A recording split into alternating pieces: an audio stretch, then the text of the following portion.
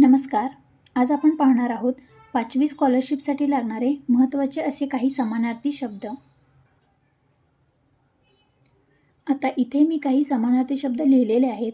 आता यातील आपण फरक पाहू. आता आग म्हणजे इथे अर्थ दिलेला आहे अनल आणि वाऱ्यामध्ये आहे अनिल.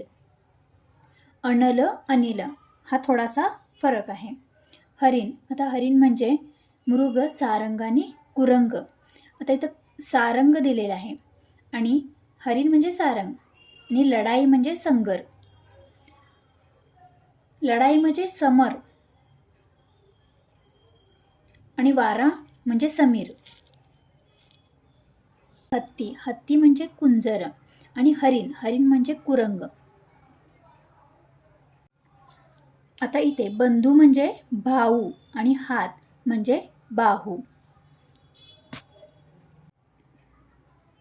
अशा फरक लक्षात ठेवून जर तुम्ही अभ्यास केला तर समानार्थी शब्द तुमचे विसरणार नाहीत.